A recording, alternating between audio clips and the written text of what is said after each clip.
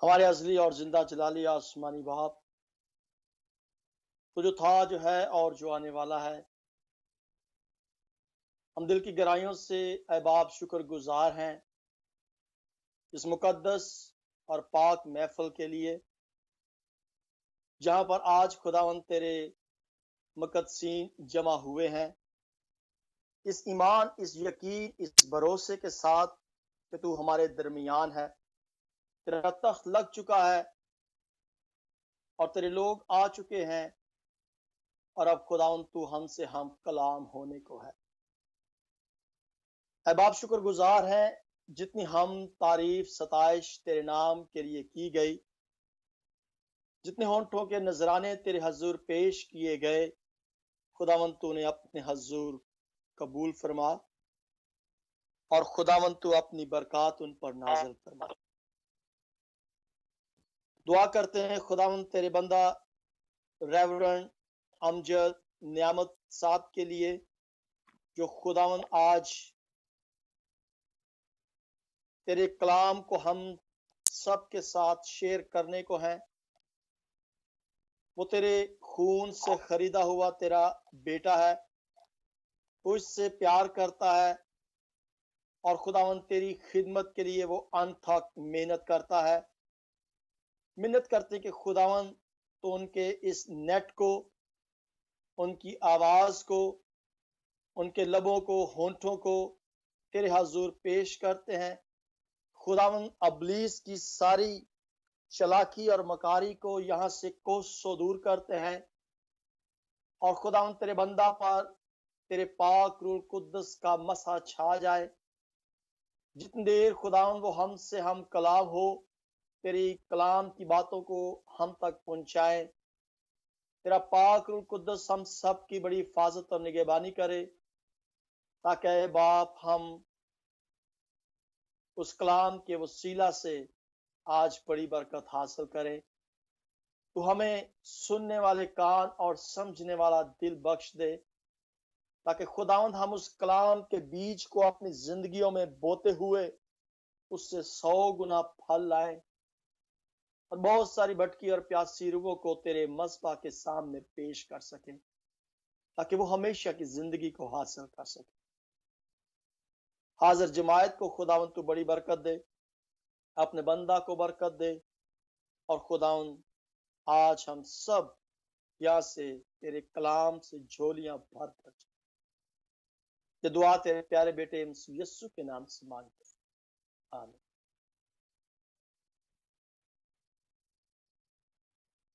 آمین آمین۔ پاسٹر اللہ کو برکت دے۔ میں اب بڑی عزت اور احترام کے ساتھ ریورنڈ امجد نعمت صاحب کو دعوت دوں گا کہ اپنی مائک کو انمیوٹ کریں، اور جو بھی خداوند نے زندہ کلام ہماری بڑھوتی کے لیے، ہماری کانٹ چھانٹ کے لیے، ہماری نشو و نما کے لیے دیا ہے، وہ خداوند کے حضور میں اور خداوند کے پاک فضل سے کلیسیا کے سامنے پیش کریں۔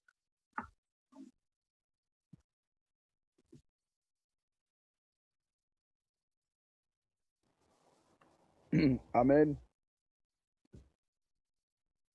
سب سے پہلے میں خدا کا ادنا خادم ہوتے ہوئے آپ سب کی خدمت میں سلام عرض کرتا ہوں، اور میں شکر گزار ہوں اپنے خداوند یسوع المسیح کا، جس نے مجھ جیسے کمزور بے وجود شخص کے گناہ بخشے اور اپنے ساتھ خدمت کے لیے شریک کیا، اور اپنے جلال کے لیے جگہ بجگہ استعمال کرتا ہے۔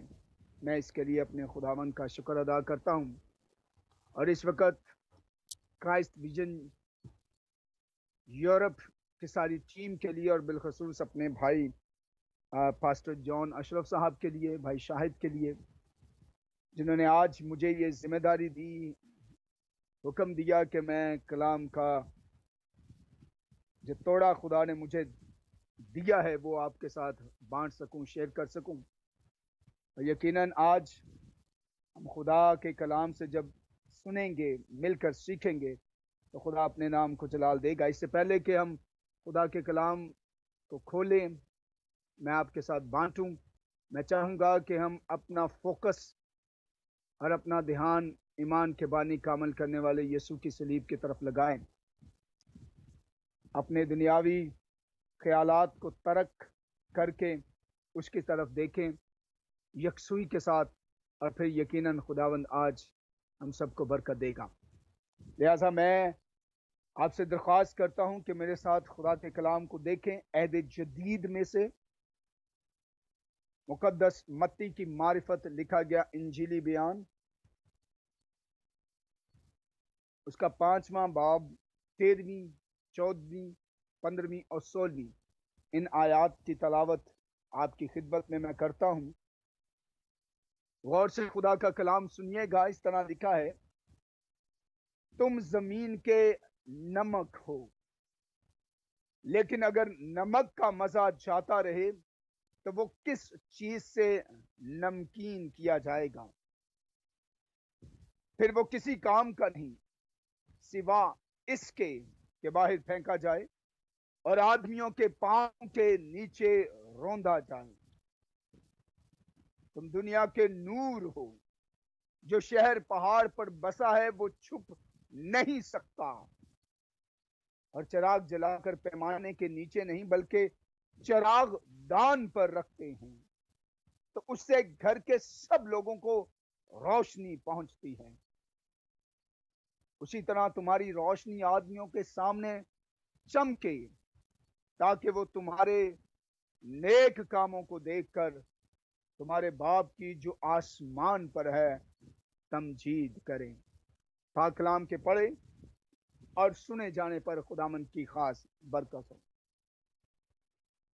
میرے عزیزو، یہ حوالہ جو میں نے آپ کی خدمت میں تلاوت کیا ہے، اس کا پس منظر مبارک بادیاں خدا کی بادشاہت کے شہریوں کے ذاتی کردار کو بیان کرتی ہیں،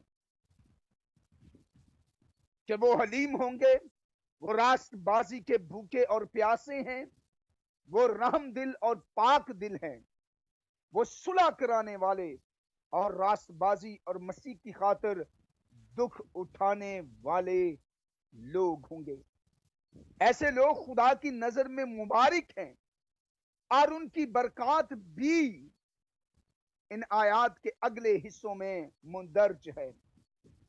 مگر سوال یہ پیدا ہوتا ہے کہ ان مبارک لوگوں کا اس دنیا کے ساتھ کیا رشتہ اور تعلق ہے، یا یہ مبارک لوگ اس دنیا کے لیے کس طرح باعث برکت ہیں، اس دنیا کے لیے ان کی حیثیت اور مقام کیا ہے، اور اس سے بڑھ کر یہ کہ اس دنیا پر ان لوگوں کا جن کا ذکر مبارک بادیوں میں کیا گیا ہے، جو خدا کی بادشاہت کے شہری ہیں، جو ایماندار اور مومنین اور کلیسیا کے لوگ ہیں، ان کا اس دنیا پر کیا اثر ہو سکتا ہے۔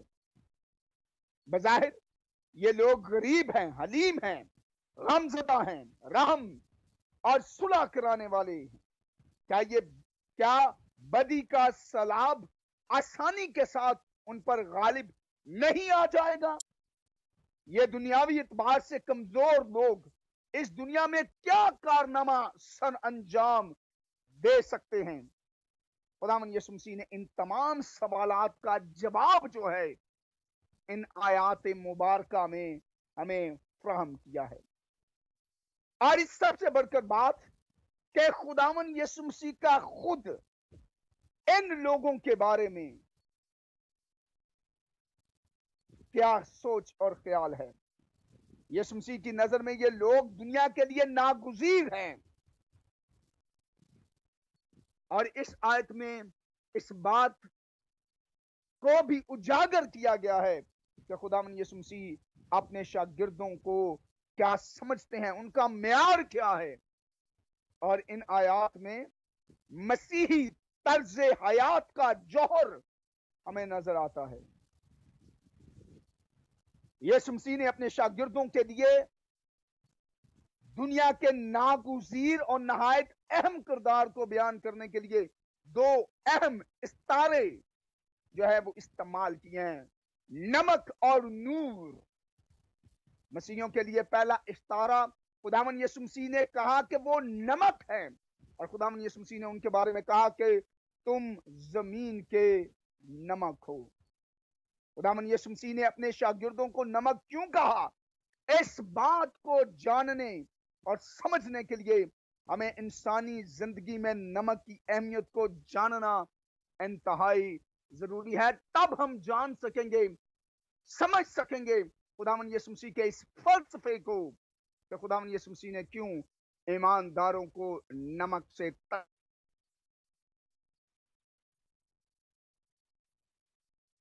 याद रहे।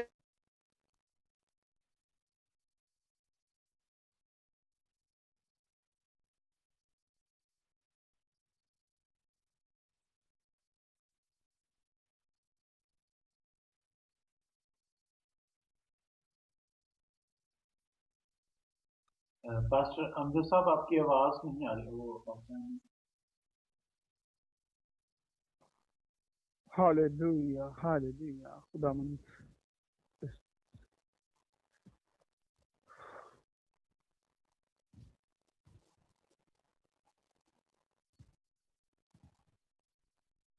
साहब आपकी आवाज हम तक नहीं पहुंच रही, प्लीज अपने माइक। हेलो हेलो, अब आपकी आवाज आ रही थी। ओके जी वो नेट का प्रॉब्लम था, सॉरी। मैं ये कह रहा था कि कदीम जमाने में नमक की बेहद कदर की जाती थी। यूनानी लोग नमक को इलाही चियोन समझते थे और इसी से लफ्ज थियोलॉजी निकला है, जिसका मतलब खुदा के बारे में इल्म जानना। रोमी कहावत है, नमक और सूरज से ज्यादा कोई चीज फायदेमंद नहीं है। यीशु के जमाने के लोगों के जहन में नमक की कई खसूसियत के बायस नमक नहायत अहमियत का हामिल था। नंबर 1 वो खसूसियत क्या थी? नमक पाकीज़गी की अलामत समझा जाता था। उसका रंग इस ताल्लुक को और भी वाज़ेह कर देता है। रोमियो के नजदीक नमक सब चीजों से ज्यादा पाक तस्वुर किया जाता था, क्योंकि ये सूरज और समुद्र से जो सबसे ज्यादा साफ सुथरे आता है। और कदीम जमाने में नमक देवताओं को कुर्बानी के तौर पर पेश किए जाने वाली चीजों में से कदीम तरीन चीज है। हता के यहूदी लोग भी कुर्बानियों के साथ नमक पेश किया जाता था। और एहबार की किताब उसके दूसरे बाब की 13वीं आयत में इसका हमें इस बात का हमें अक्स नजर आता है। लिहाजा नमक का किरदार पाक करना था। लिहाजा खुदावन यीशु मसीह ने जब अपने लोगों को कहा कि तुम जमीन के नमक हो, तब खुदावन यीशु मसीह ईमानदारों से पाकीज़गी जो है वो इसकी डिमांड करता है, तकाजा करता है कि हमारा किरदार जो है इस दुनिया के अंदर पाकीज़ा होना चाहिए। और इसके लिए खुदावन यीशु मसीह ने फरमाया कि जब तक तुम्हारी रास्तबाजी फकीयों और फरीसियों से ज्यादा ना हो, तुम खुदा की बादशाहत में शामिल नहीं हो सकते। तो हमें जाहिरी परहेजगारी और पाकीज़गी से बढ़कर बातन के अंदर पाकीज़गी रखने और कायम करने की जरूरत है। दूसरी बात, नमक की यह खसूसियत है कि नमक चीजों को महफूज रखता है, प्रिजर्व करता है। इससे पहले कि दुनिया के अंदर जब रेफ्रिजरेटर इजाद होते, कदीम जमाने में चीजों को गलने सड़ने और खराब होने से बचाने के लिए उन पर नमक जो है वो मला जाता था। बिलखसूस गोश्त को महफूज रखने के लिए नमक का इस्तेमाल बहुत आम और अहम था। बड़े आजम अफ्रीका में कई लोग आज भी ये तरीका अपनाए हुए हैं। और जनूबी अफ्रीका में गोश्त की एक मशहूर डिश जो कि जनूबी अफ्रीका का खुश्क गोश्त की डिश कहलाती है, इसको तैयार करने के लिए जो है नमक खास मिकदार में इस्तेमाल किया जाता। गोया नमक चीजों को गलने सड़ने और खराब होने से जो है वो बचाता है। तीसरी खसूसियत जो नमक की है मेरे अजीजों, वो चीजों को मजेदार बनाता है। नमक का सबसे ज्यादा और आम इस्तेमाल खानों को लज्जत बख्शने के लिए मसाले के तौर पर इसका इस्तेमाल था। मुकद्दस अय्यूब ने फरमाया कि अब फीकी चीज बेनमक खाई जा सकती है। अय्यूब की किताब उसके 6 बाब की 16वीं आयत में हम कह सकते हैं कि नमक इंसानी खुराक के लिए लाजमी जुज़ के तौर पर हमेशा से अहम रहा है। लिहाजा हम कह सकते हैं नमक पाक करने, महफूज करने और मजेदार बनाने के लिए अहम चीज, धात, मुरक्कब के तौर पर इस्तेमाल किया जाता है। इसके अलावा नमक का इस्ताराती इस्तेमाल जिसको हमें मद्देनजर रखना चाहिए, नमक को हिकमत के तौर पर भी बतौर इस्तारा इस्तेमाल किया जाता था। जब खुदावंद यीशु मसीह ने अपने शागिर्दों को कहा नमक कहा, तो उनके पेश नजर उनको कोई खास मायने थे। ताहम इस इस्तारे को जामे अंदाज से समझने के लिए हमें खुदावंद यीशु मसीह ने अपने शागिर्दों को जब कहा कि तुम जमीन के नमक हो, हमें शागिर्दों की अहमियत, जरूरत को वाज़े तौर पर पेश करता है। वो दुनिया को बुराई से पाक करने के लिए, उसे महफूज करने के लिए नहायत अहम व जरूरी अपने शागिर्दों के किरदार को उजागर करने के लिए खुदावंद यीशु मसीह ने कहा। एक स्कॉलर ने कहा नमक महफूज करने वाली खूबी को इस अंदाज में बयान करता है कि नमक गोश्त मुर्दा जिस्म और मुर्दा जिस्म का हिस्सा है, अगर इसको छोड़ा जाए तो खराब हो जाएगा, जैसे लाश खराब हो जाती है, मगर नमक उसको महफूज और ताज़ा रखता है। इसलिए नमक नई जान की मानद है जो मुर्दा बदन में नई जान डालता है। लिहाजा नमक जैसे गोश्त को खराब होने, गलने, सड़ने से बचाता है, वैसे ही मसीह खुदावंद के शागिर्दों का किरदार इस दुनिया के लिए है कि दुनिया के अंदर कुछ तो खून, नाइंसाफी, गुनाह की वजह से दुनिया के अंदर बिगाड़ पाया जाता है, और खुदावंद यीशु मसीह चाहते हैं कि मसीही ईमानदार बतौर नमक के तौर पर दुनिया को इस बुराई से रोकें, प्रिजर्व करें, महफूज करें, बचाएं और उनके अंदर अपने किरदार को उजागर करते हुए खुदा के नाम को जलाल देने का जरिया और वसीला बने। एक और मुसन्निफ ने कहा शागिर्दों को ऐसी दुनिया में जहां इखलाकी मेयार बहुत नीचे और गिरे हुए हैं और मुसलसल तब्दील हो रहे हैं या सिरे से नापेद हैं, इंसानी वबाई अमराज के खिलाफ इखलाकी जरासीम कुछ दुआ के तौर पर बनना चाहिए। लिहाजा मेरे अजीज बहन भाइयों, हमें याद रखना चाहिए कि नमक मुयस्सर होने का इन्हिसार इस बात पर है कि इसके अंदर नमकीनी मौजूद रहे। अगर मसीही जमीन का नमक है तो लाजिम है कि उसके अंदर दुनिया को महफूज रखने की सलाहियत मौजूद हो। इसीलिए खुदावंद यीशु मसीह ने एक और मौके पर फरमाया है कि अपने में नमक रखो।